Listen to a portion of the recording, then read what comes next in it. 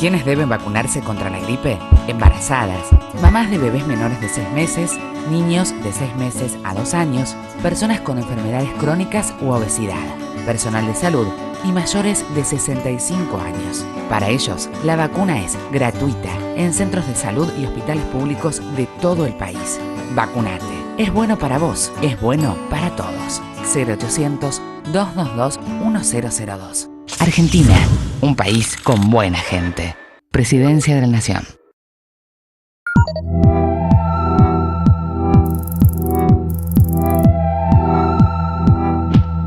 La violencia institucional es aquella que surge desde el propio Estado y va desde el gatillo fácil como su costado más extremo, pasando por el hostigamiento policial, torturas y detenciones arbitrarias, que suelen ser las más cotidianas y menos visibilizadas. Los múltiples factores que la generan están vinculados con el autogobierno corporativo de las fuerzas de seguridad y policiales, la inacción e impunidad desde varios sectores del Poder Judicial y la legitimación por parte de los medios monopólicos de comunicación.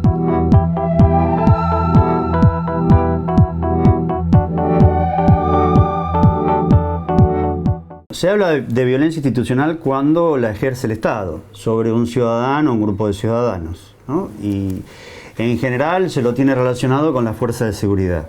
Pero no hay que circunscribirlo solamente a la fuerza de seguridad, sino también, nosotros siempre hablamos que el Poder Judicial puede ejercer violencia institucional, la salud pública puede ejercer violencia institucional y la educación pública puede ejercer violencia institucional. Nosotros decimos que no es un problema para verlo en términos de una focalización histórica ubicada en la época de la dictadura, por ejemplo.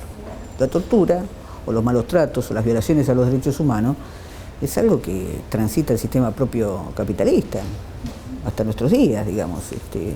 Es una herramienta que tiene que ver con las formas de gobierno y de instauración del orden, y del disciplinamiento y de la producción de obediencia, de sumisión, de degradación de determinados sectores sociales. El sistema penal no tiene otras personas que no sean pobres.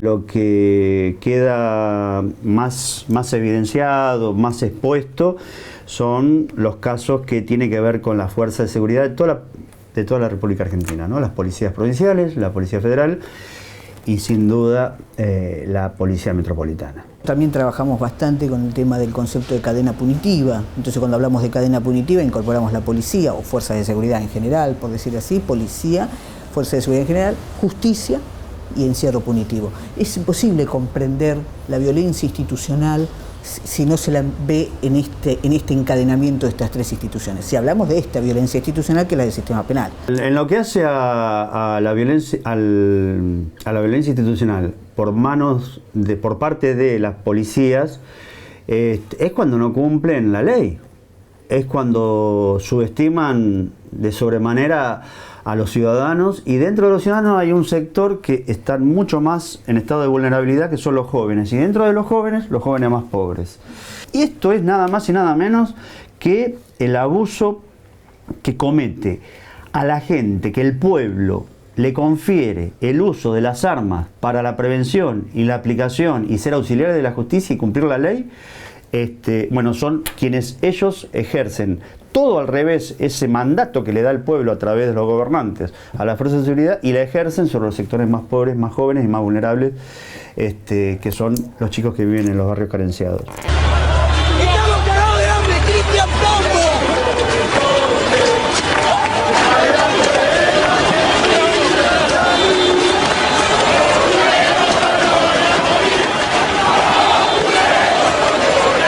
La violencia institucional puede ser cualquiera, puede ser en las escuelas, puede ser en el trabajo. La violencia institucional, la universidad, si es un espacio, si lo hay, de violencia. O sea que por violencia institucional es un concepto a mi gusto un poco amplio, abarcativo, y que deberíamos darle una cualificación un poco más teórica, metodológica y también política, porque ahí tenemos que incorporar el lugar del Estado. En el caso del gatillo fácil, en el caso de los jóvenes que sufren esto, es bajo una figura que nosotros le denominamos el reclutamiento, sobre todo de menores y jóvenes, para robar. Eso significa nada más y nada menos que proponerle a un joven que vive en un barrio carenciado que trabajen para ellos, y lo dicen así. La violencia institucional, a ver, si yo quisiera poner un ejemplo claro, en el marco de la cárcel, si yo tomo el concepto de violencia institucional, incorporaría aquella violencia que ejercen los funcionarios penitenciarios, pero también incorporaría la violencia que se ejerce entre los propios presos o entre las propias presas, porque es una violencia que está habilitada por el propio servicio penitenciario, porque si no, esa violencia no debería existir, no se podría desplegar, más que en algún episodio, pero digamos no como práctica regular entre las personas detenidas. En cambio, si yo hablo de tortura y malos tratos, estoy hablando exclusivamente de lo que hacen funcionarios estatales. Uno dice, bueno, muy bien, esta gente lo ejerce, lo hace. Ahora, ¿quién está arriba de ellos para justamente llevar adelante el cumplimiento de la ley y de lo que uno como ciudadano confiere son los gobernantes? Y en esto tenemos que caer con todo el rigor y con todos los mecanismos que tiene la democracia, gracias a Dios que vivimos, y que son resortes institucionales, para exigirle, en este caso a gobernadores, intendentes, o quienes estén a cargo de las policías, o jefe de la ciudad, o el Poder Ejecutivo Nacional, la responsabilidad del mal funcionamiento de esto. Nosotros trabajamos desde hace muchos años, digamos, tratando de dar cuenta de que las prácticas violentas de funcionarios penitenciarios, sobre todo en el encierro carcelario, y en el encierro en los institutos, pero sobre todo en el encierro carcelario, tratamos de dar cuenta de la sistematicidad de esas prácticas, que esas prácticas no eran aleatorias, no eran circunstanciales, no eran excesos, sino que eran prácticas sistemáticas, regulares, intensas, que se daban en todas las unidades investigadas, en todas las unidades penitenciarias investigadas, con mayor o menor intensidad, pero se daban en todas, con todas las poblaciones, en diferentes espacios geográficos. Cuando hablamos de violencia institucional, están los actores directos, los que ejercen y apretan el gatillo, pero arriba de ellos están los que deben controlar y aplicar todas las normas y todas las mejoras que hubo en la Argentina a partir del año 94, con la reforma de la Constitución, la inclusión de todos los pactos internacionales, la Declaración Universal de los Derechos Humanos. Tiene que garantizar de que todas las fuerzas de seguridad y todos los poderes que están bajo su órbita, que es el Poder Judicial, que es los ministerios que tienen que ver con las atenciones primarias de la salud, que tienen que ver con la educación, es justamente ejercer eso. Y no lo hay, por eso hay denuncias de malos tratos en los colegios, por eso hay denuncias permanentes en la PDH de la no atención del Poder Judicial sobre los más pobres.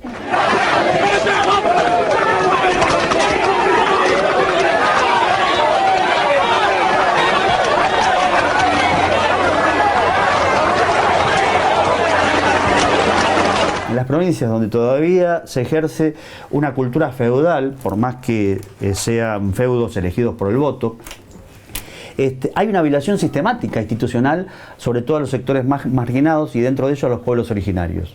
Léase Formosa, Salta, Jujuy, Neuquén, son violados permanentemente en lo que hace al trato con la justicia, no le aceptan denuncias, en lo que hace al trato de la salud, los atienden en forma diferente a los pueblos originarios que a los huincas, que a nosotros, que en todo caso somos los que invadimos sus territorios. El pobre cuando va a un juzgado, si no va con un abogado no es atendido, o en fiscalías.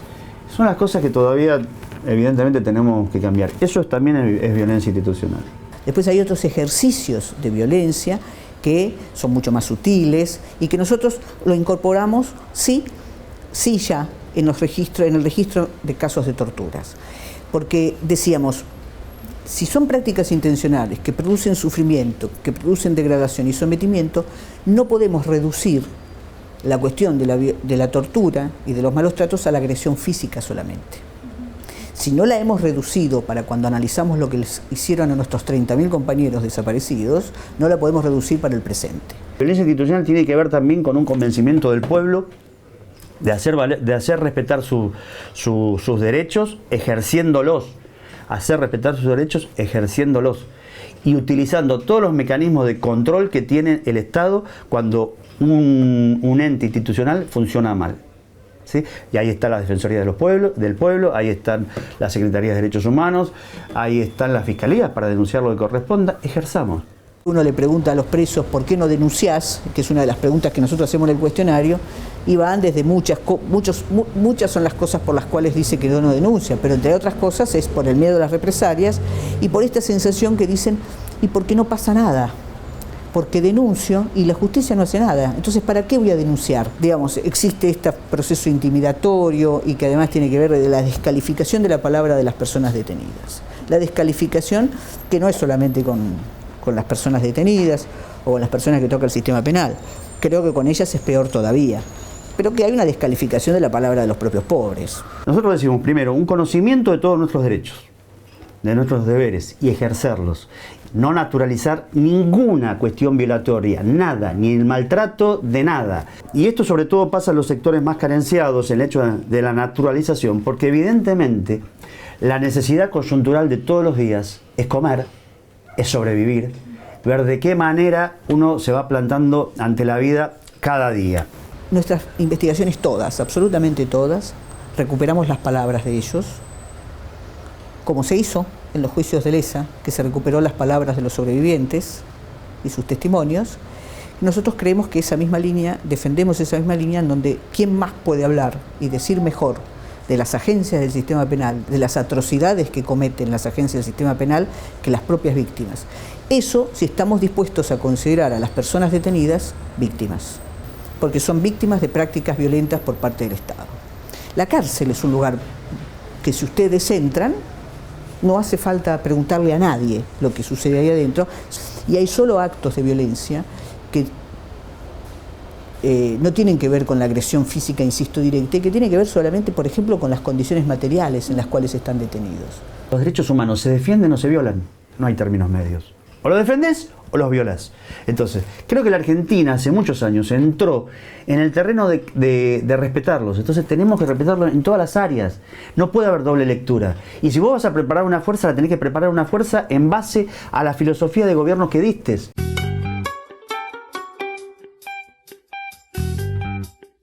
Miles de pibes de los barrios más empobrecidos de nuestro país fueron y son víctimas del accionar policial, amparados en la demagogia punitiva que estigmatiza al joven humilde como el germen de todos los males de la sociedad. Fue un día muy... nos levantamos, con él fuimos a comprar asado, porque un asado, porque juega River y Boca. Terminó el partido y Luca me dice, me voy a dar una vuelta, a mí y a la mamá. Y yo le dije, quédate, vamos a ver el básquet, estaba el básquet ese día también. Y no quiso, salió a dar una vuelta y a los 20 minutos viene un sobrino mío, me avisa que Luca tuvo un accidente. Y toda esta pesadilla comenzó en diciembre, el 21 de diciembre, cuando nos allanaron mi domicilio, rompieron la puerta de mi casa y no nos decían nada, lo único que decían que si nosotros teníamos radio, y nosotros jamás tuvimos radio, o sea, Nextel, nosotros jamás tuvimos radio Nextel y también nos decían por una arma. Nosotros decíamos no, si nosotros ni en nuestra vida vimos un arma. Y a la noche nos llevaron a la fiscalía y nos explicaron de que estábamos detenidos por el hecho de que habían encontrado la mochila de nosotros. Porque uno ajeno a todo esto no sabe, o en ese momento te olvidaste hasta tus derechos y todo eso. Imagínate que a mí ni una llamada me dejaron hacer, nunca me leyeron el derecho y ni siquiera me dijeron que me iban a llevar detenida. Imagínate que yo a la vecina del frente le digo, cuídame la puerta porque destrozaron la puerta, cuídame la puerta porque más tarde vuelvo, le dije todavía. Y nos sacaron así sin saber el nada. Lo único que dijeron que buscaban armas y nexteles, pero nunca nos dijeron nada de nada. Hasta las 8 de la noche que estuvimos ahí en la DDI, yo todo el día con mi nena en brazos, que decí que en ese momento mi nena amamantaba porque no me dieron ni agua, ni comida, ni nada. Y yo tenía que darle el pecho a mi nena porque no me dejaban ni salir ni a comprar ni nada. Nosotros agarramos el otro coche que teníamos y lo fuimos con mi señora. Y Lucas estaba tirado, estaba muerto ya. Y al año que murió Lucas, fallece mi señora de la tristeza, ¿no? De lo que pasó. Y por la impunidad también que este policía hizo, ¿no? Porque le metieron droga a Lucas.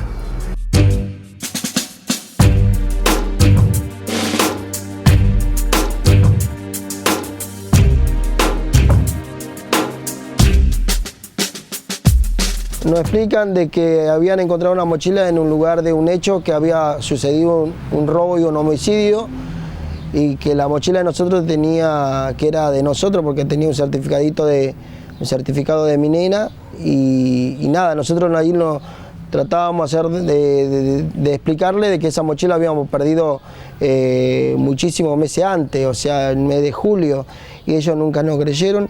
Entre otras palabras, ellos nos acusaban y nos acusan de un homicidio y un robo, o sea, nosotros no entendíamos por qué. Imagínate que el mismo defensor del Estado, que la verdad que en ese momento si uno se pone a pensar y tu defensor te tiene que defender, y fue todo lo contrario. De un principio nunca nos creyó. Es más, nunca me voy a olvidar de la frase que me dijo: yo les creería si ustedes me dirían que la mochila la perdieron un día antes del hecho, pero me están diciendo que meses atrás. Y me dice, qué bueno que tengan una coartada, me dice. Yo lo miré y le digo, ¿qué es una coartada?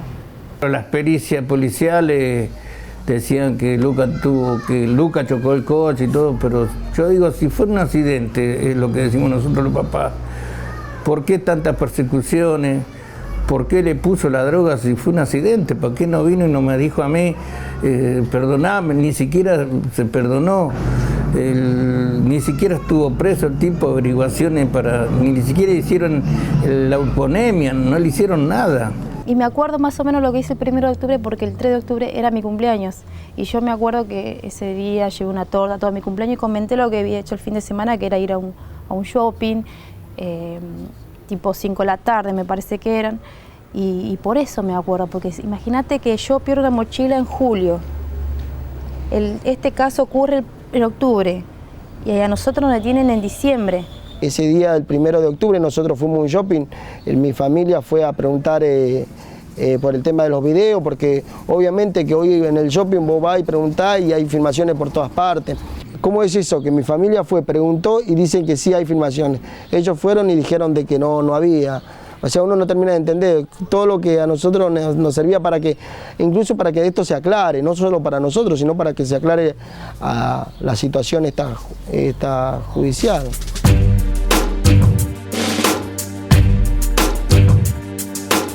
Lo primero que yo vi, que cuando abro la causa está el nombre de mi hija y la dirección donde yo vivía en ese momento, que a las 9:15 de la noche, cuando pasó este delito, ellos ya tenían mi dirección.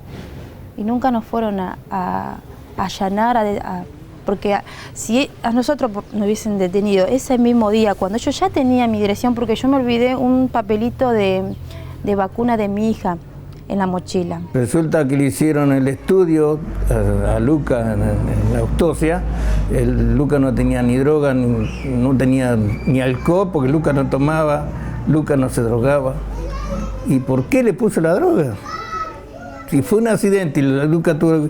¿Por qué le puso la droga? Por lo que dice la causa, la mochila apareció con un arma, el papelito sobre un bolsillito bien chiquitito, que no es que estaba lleno de papeles.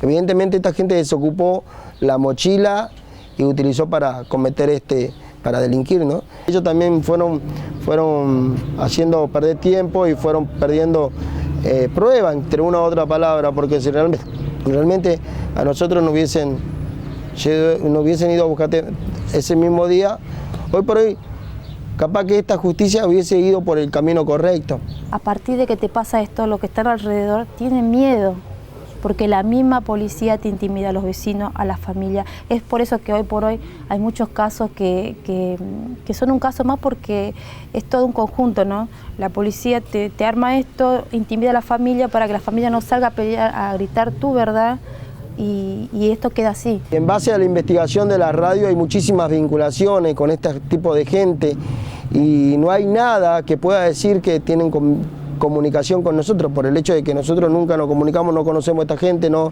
sabemos de nada de nosotros, de esta gente. Uno ve la causa y hay 3.250.000 llamadas de diferentes tipos de teléfonos, radios, celulares, y ninguno están vinculados a nosotros. Después venía, yo iba a hacer una marcha acá en Tigre y me mandaban, venía el comisario, nos apretaba, me mandaron el grupo Geo, que acá había droga, querían entrar de prepo. Yo le decía que no, que esto es una casa de trabajadores, acá no van a entrar nadie. Hicimos un habeas corpus, se perdió el habeas corpus, el juez, no sé dónde está el habeas corpus, porque por las amenazas que me hicieron. Hice marcha allá, nos querían reprimir, y siempre con lo mismo, reprimir si nosotros somos papás perjudicados que nos mataron a nuestros hijos.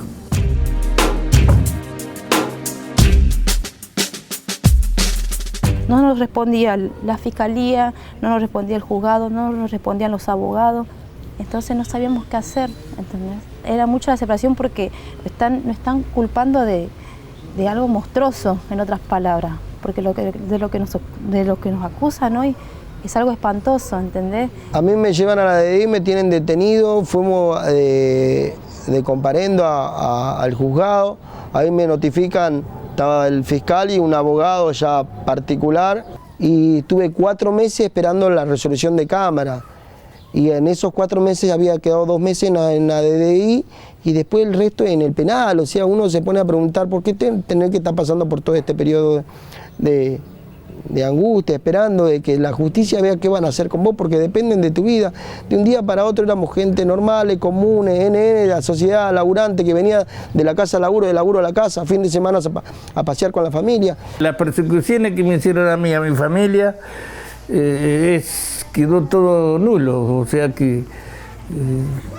como que no pasó nada, como que no me amenazaron cuando vino el grupo Geo a mi casa, cuando vino el comisario a mi casa a apretar a mi señora. Yo estaba trabajando, como se sentía culpable, como yo estaba investigando, me querían asustar para que deje todo, pero no voy a dejar hasta el día de mi muerte. Mientras que Diego y yo estamos acá encerrados sin poder salir ni siquiera al frente a comprar una golosina para mi nena, 2 personas que realmente cometieron este delito están afuera y siguen delinquiendo, digamos. A nosotros nos quitaron todo, el trabajo, la libertad, que es lo principal. Nosotros teníamos una vida normal de trabajar y de los fines de semana, del trabajo a la casa y de los fines de semana salir a pasear como cualquier pareja normal. Gracias a Dios siempre tuvimos trabajo y pudimos disfrutar de eso. Y hoy por hoy estamos acá dependiendo de la familia porque no podemos salir a ningún lado. Yo cuando hablo de un poder judicial no quiero meter a toda la misma bolsa. Yo sé que en esta justicia quizás hay unos cuantos que quieren hacer las cosas bien, pero hoy por hoy una fiscalía que está empecinada en no querer buscar la verdad y querer llevarme a juicio sin prueba, querer llevarme al juicio sabiendo de que yo soy inocente, es una vergüenza, uno no termina de entender. No se puede entender que por una mochila, porque vos ves la causa y no hay más nada, no hay ninguna de comunicación. Además hay unas pruebas científicas que es el ADN que nosotros no tuvimos en ese lugar. Si bien hoy estamos mejor que antes, esto todavía no terminó y no sabemos cómo va a terminar.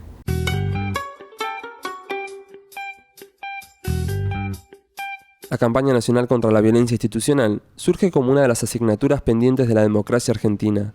La falta de respuestas de las políticas de seguridad desarrolladas y los hechos graves de violencia policial pusieron en evidencia la inviabilidad política del modelo de seguridad y las consecuencias de la idea de descansar en la autogestión de las fuerzas policiales.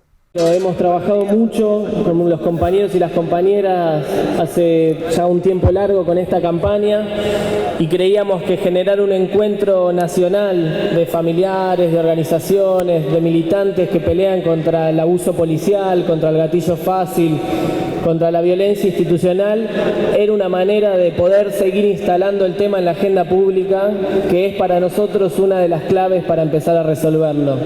Hay, como se dijo en esta mesa, una enorme deuda política. La enorme deuda política es repensar nuestra policía, sus estructuras, y la política ha hecho poco en esto. Ha hecho poco en donde sabemos que si alguien tiene que prevenir violencia, y para eso le damos el llamado monopolio de la violencia al Estado, es la fuerza policial. Es cierto que no ni disculpo ni justifico ni mucho menos encubro actitudes judiciales, pero lo penal y lo judicial llega tarde, llega cuando la víctima ya ha estado victimizada. Lo primero y lo fundamental es prevenir. Lo primero y lo fundamental es tratar de que no pase lo que no debe pasar. Primero, la memoria de las víctimas, como permanente proceso de inspiración en todo lo que se haga en materia institucional. El segundo, el reclamo permanente de justicia, y sobre esto quiero detenerme un minuto después. Y el tercero, repudiar los abusos cometidos contra los derechos humanos desde los espacios institucionales. La mayor violencia es la que se ejerce desde el propio Estado, y cuando la violencia se ejerce desde el propio Estado para agredir, para reprimir, para criminalizar el dolor de la sociedad, hay un fracaso de la política. Por lo tanto, cuando estamos hablando de violencia institucional, ninguno de nosotros nos podemos hacerlo desentendido, porque es la interpelación contra nosotros mismos de la respuesta que todavía la política no le ha dado a un tema que nos duele al conjunto de la sociedad. Porque justamente es la política quien debe definir cómo se construye un país más justo, más inclusivo, con menos violencia institucional, con seguridad en serio. Eso por lo que hoy estamos hablando aquí, van a seguir los talleres, porque la verdadera seguridad necesariamente, como nos enseña siempre Raúl, tiene que ver con la violencia institucional. Las más grandes atrocidades en número y en profundidad han venido en todos los países del mundo de la violencia institucional y no de actos individuales de violencia. La verdadera seguridad se construye sin duda con menos violencia institucional. Yo estoy en contra de la violencia institucional. Basta de gatillo fácil. Basta de abuso policial. Pero fíjense ustedes cuál es el proceso social al cual llegamos nosotros, sin duda tarde. Tarde para con las víctimas, tarde para con los padres, con las madres, pero es que no tenemos respuesta. La institucionalidad viene llegando tarde. Hoy tenemos una Argentina que la discutimos, y la discutimos desde el corazón, la discutimos desde el dolor más profundo, pero también desde la esperanza, la expectativa y la alegría que nos provoca poder hoy estar hablando, hoy a 30 años de democracia, a 200 años de la Asamblea del año 13, poder estar hablando, señores, la violencia institucional es responsabilidad del pueblo argentino. Las fuerzas de seguridad no van a reprimir a donde la dirigencia y las autoridades políticas no las envían. Seamos conscientes de eso. Es tiempo de que nosotros, la sociedad civil, la institucionalidad, la dirigencia política, dimensionemos que las fuerzas de seguridad son hombres y mujeres que también forman parte y son hermanos de nuestra patria. y que cometen los excesos más horrorosos, cometen homicidios espantosos, cometen barbaridades, pero es la clase política y la institucionalidad la que tenemos que tener la capacidad de conducir, pero es que hay muchas veces que las matrices políticas ideológicas de quienes gobiernan parte de nuestro territorio nacional están comprendidos en una matriz de pensar que deben dar respuesta también a aquellos sectores de la sociedad que piden mano dura y piden intransigencia para con los conflictos de la psicología social que se llama inseguridad en este país y que muchas veces también pretenden dar respuestas más a esos sectores que a las víctimas que se denotan y se escuchan constantemente resonando en los tribunales de nuestra patria. No podemos prestar ningún servicio de seguridad eficaz si ese servicio de seguridad está contaminado con la formación de cajas y la recaudación autónoma. Es absurdo y es totalmente evidente que hay delitos que jamás se podrían cometer si no es con encubrimiento.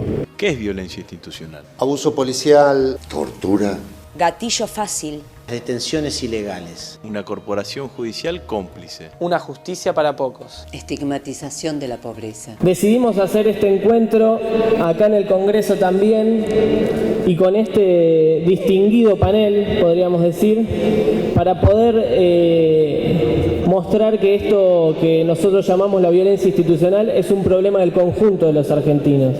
Y por eso también invitamos a que participen miembros de la Corte Suprema, del Poder Legislativo y del Poder Ejecutivo, porque entendemos que si entre todos no podemos abordar esta problemática, nunca vamos a poder decir que ya no hay más gatillo fácil, nunca vamos a poder decir que ya no hay más abuso policial.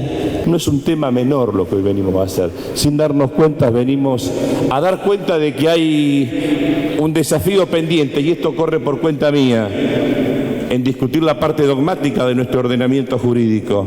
¿En qué sociedad queremos vivir? La política, producto del voto popular, va a ser la que va a definir si seguimos en el trabajoso camino de una construcción de una sociedad inclusiva, de paz verdadera, de seguridad verdadera, sustentable en el tiempo, o si vamos a volver atrás con estos modelos de exclusión que necesariamente necesitan de la represión. Cuando existen los hechos dramáticos y que muchas veces no está ligado a un accionar de las fuerzas y que está ligado a la propia problemática social, es violencia institucional también, cuando los tribunales o los fiscales no quieren recibir ni escuchar a aquellas mujeres que están golpeadas y que no les creen constantemente.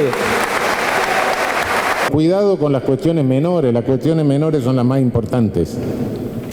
Si hay pena de muerte o no hay pena de muerte, bueno, cada uno de nosotros para llegar a estar amenazado por una pena de muerte sería rarísimo, nadie va a hacer barbaridades, normalmente no se hacen barbaridades de ese género. Pero la manifestación cotidiana, el control cotidiano, si puedo estar en una esquina, si puedo tomar cerveza, si puedo besar una gallina, eso es una cuestión cotidiana de configuración de la vida de todos los días. Es muy difícil que uno cometa un delito grave, pero no es tan difícil que por ahí se tome una copa de más y patee tacho de basura. Bueno, tiene que tener su respuesta, sí, pero su respuesta adecuada. Seguridad es inclusión social. Es una policía respetuosa de los derechos humanos. Es participación ciudadana. Es conducción civil en las fuerzas de seguridad. Seguridad es justicia igualitaria. Ningún pibe nace chorro. Los cambios en una sociedad tienen que ser oportunidad de desafío, y los desafíos, la respuesta que tiene que dar la política, la respuesta a la violencia institucional es desde la política. Y todos los días estamos viendo modelos de conducción política. O criminalizamos el dolor, la protesta del conjunto de la sociedad y del pueblo, o tenemos una respuesta que permita canalizar y dar respuesta a las demandas de la sociedad. Esas son las dos opciones, no hay otra opción desde la política. Es responsabilidad nuestra, cada vez que se mata un niño o una niña en nuestra patria, cada vez que se golpea a un preso, cada vez que tenemos jóvenes encarcelados por códigos de falta, nos debe doler en el cuerpo, son huellas que van quedando en la historia de nuestro país, en cada una de nuestras familias. y que generan bronca y más odio y más odio.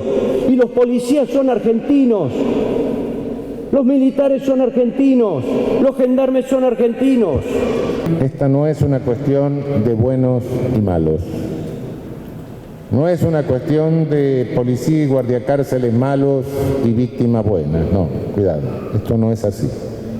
Esto está condicionado por una estructura y lo que tenemos que cambiar es la estructura. Basta. Basta de violencia institucional. Basta de torturas, hostigamientos y detenciones ilegales. Basta de gatillo fácil. Basta de abuso policial. A favor de todos y todas. Seguridad es inclusión social. La violencia institucional es el dolor más agudo que tiene la dirigencia política, es la criminalización, es la estigmatización de la juventud. Tenemos desafíos sobre nuestras espaldas. Vamos a generar los mecanismos necesarios, como son las herramientas pedagógicas y a quienes son mucho más proclives a cometer este tipo de prácticas reprochables. La estamos haciendo, pero esto debe ser responsabilidad de todo y cada uno de nuestros gobernantes. Gobernadores, desde la Presidencia de la Nación, desde los gobernantes, desde los municipios, desde las asociaciones civiles, desde todo y cada uno de nuestros rincones de nuestra patria, digamos basta la violencia institucional, basta la violencia contra las mujeres, digamos basta la impunidad. Queremos una Argentina con justicia, queremos una Argentina con memoria. Por eso nosotros vamos a seguir trabajando con mucho amor, con mucha fortaleza, con el liderazgo de la Presidenta, con la participación por todas estas cuestiones que tienen que ver con una seguridad en serio, con una inclusión en serio y con una Argentina para los 40 millones. Por eso agradecerles la participación y decirles que juntos con ustedes vamos a gritar todos los días no a la violencia familiar, no a la trata, no al gatillo fácil, sí a la justicia en serio y sí a la seguridad en serio. Muchas gracias.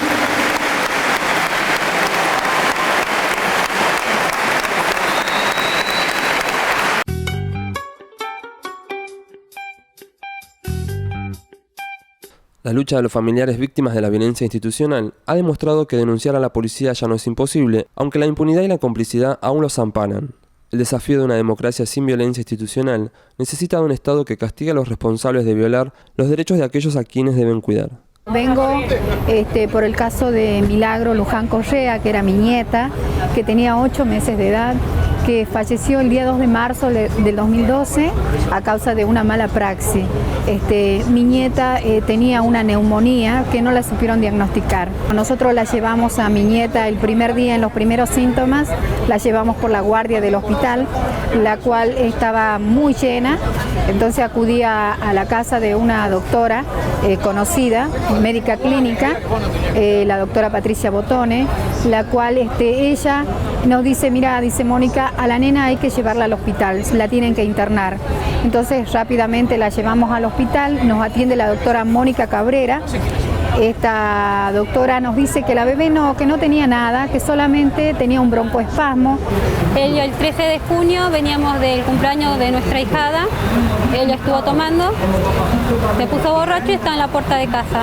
El patrullero se lo llevó, al otro día a la mañana nos llaman de que ella se suicidó con su suéter. Mi hijo estaba viendo un partido de fútbol y por esas cosas salió de la casa y nunca más ha vuelto.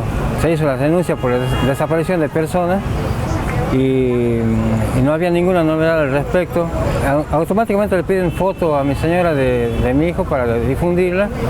Nunca la han difundido.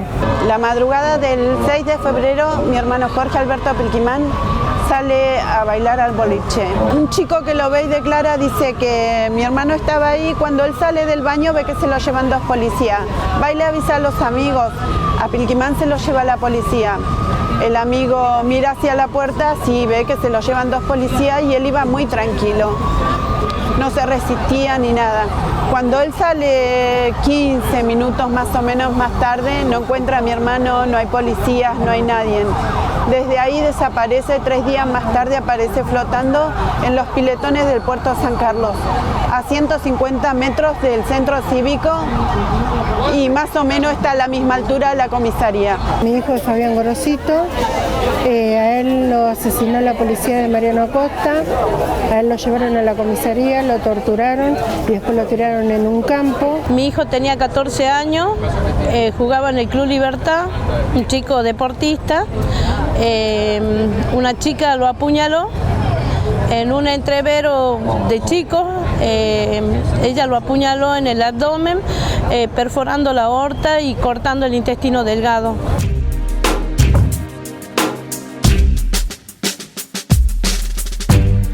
Cuando mi hijo viene a mi casa, me dice a las 7:30 de la tarde, dice mamá, la bebé llora y la doctora dice que solo tiene un broncoespasmo.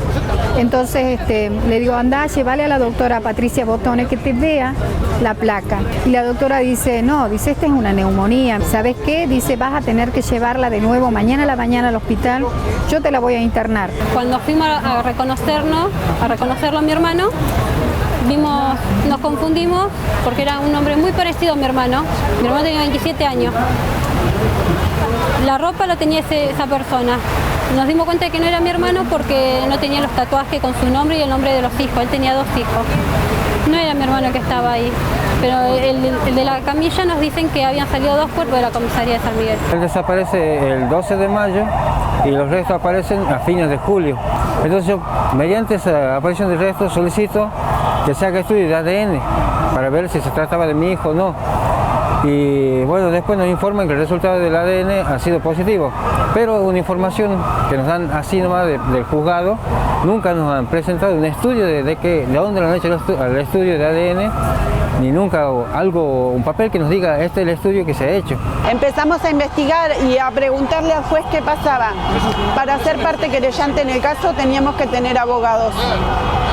Somos de una familia humilde, nos costaba demasiado contratar un abogado. Para esto la muestra de sangre la entregaron 14 días más tarde, ya no tenemos pruebas.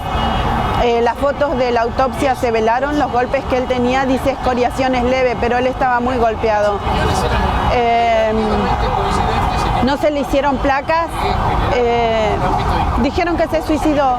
Vine para contar mi caso y pedir apoyo para que lo lleven en el juicio, para que nos acompañen. La chica esta estaba con su marido y su mamá, se dio la fuga y esto pasó hace 6 meses.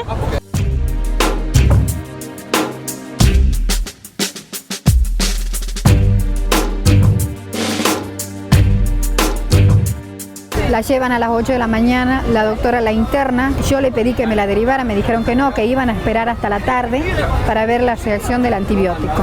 Entonces la doctora me la deriva a la clínica del doctor Gallego porque yo le doy el teléfono para que hable con la doctora. Llegamos a Joaquín B. González, que queda a 50 kilómetros, la bebé llegó a Azul. Entonces bajamos al consultorio del doctor Gallego y el doctor dice, ¿qué pasó? ¿Por qué no le pusieron el oxígeno? No era necesario, dijo la enfermera. ¿Cómo que no era necesario? Pónganle ya el oxígeno y llévenla, dice, al hospital. La causa está cerrada, la cerraron como suicidio, no investigaron nada, jamás nos llamaron a declarar y estamos esperando. Nosotros vamos toda la semana a la fiscalía, jamás nos mostraron el papel que esté cerrada. Cada vez que vamos a querer ver el archivo de mi hermana está archivada porque hay que hacer copia o hay que hacer esto. Nosotros jamás vimos nada de si se hizo algo o no en todo este año. Mi hermana falleció el 13 de junio de 2011. Todavía no se hizo nada, jamás llamaron a declarar, los policías siguen trabajando. Los restos aparecen, pero eran huesos con algo de piel, pero poca, pero para el tiempo transcurrido no podía degradarse tanto el cuerpo de una persona. Y incluso tampoco puede desaparecer las prendas de vestir. Cuando ahora se usa mucha fibra y no es tela, es fibra, que menos se degrada, está más tiempo, puede estar en exposición al sol, todo lo que sea, no se va degradando, se va a romper rápido. Y con el poquito tiempo que ha transcurrido no podía desaparecer, pero no ha aparecido nada. Entonces, ¿dónde está la ropa de mi hijo? o no son los restos de mi hijo los que están ahí. No hemos logrado hasta el día de hoy hacer nada. Después de unos años la causa quedó archivada y reservada. Nuevamente, hace 2 semanas atrás presentamos un petitorio de la reapertura del expediente porque nos queda 1 año y 9 meses y la causa prescribe, y dijeron que si no tenemos testigos, no tenemos pruebas, directamente va a prescribir, es como que no pasó nada. Después de 6 meses la chica se entregó.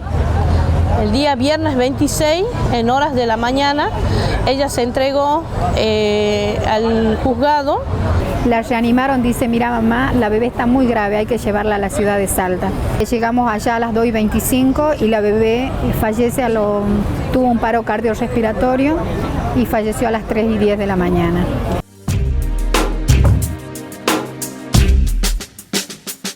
Todavía estamos esperando abogados porque nadie se quiere hacer cargo, como es en contra de la policía. Nos dan vuelta, todas las semanas venimos acá al Congreso a ver si nos pueden dar un abogado, buscando abogados, si no, todos leen el expediente, la primera parte del expediente que tenemos, y de ahí quedan nomás. Y ahora la causa ha vuelto a la División de Homicidios de la Brigada de Investigaciones para que retomen, hagan como que recién empieza todo de vuelta. Hace 3 años, no sé qué van a encontrar ahora, si no han encontrado antes. Tenemos testigos y tenemos pruebas, pero el juez no las acepta y cada pedido que se le ha hecho lo ha denegado. No hay imputados, a los policías nunca se los interrogó y bueno, cuando se hizo la rueda de reconocimiento se los puso a todos de espalda uniformados y son todos iguales, o sea que no se puede reconocer a un policía de espalda y uniformado. Lo voy a pelear en la calle y la voy a luchar en la calle para que no le den la prisión domiciliaria. No es justo para mí como mamá. Yo dije cadena perpetua para nosotras como mamá, porque nosotras vivimos llorando. O sea, a nosotros nos sentencian a eso, cuando no vemos que hay justicia. No solo es mi nieta, murieron muchísimos niños en manos de estas mujeres, pero todavía nadie denuncia. ¿Por qué? Por situaciones económicas. Yo tuve que hacer tortillas en la vereda de mi casa. El abogado me cobró casi el valor de una casa, pero lo hice porque necesito que se haga justicia por ella y por todos los niñitos que murieron.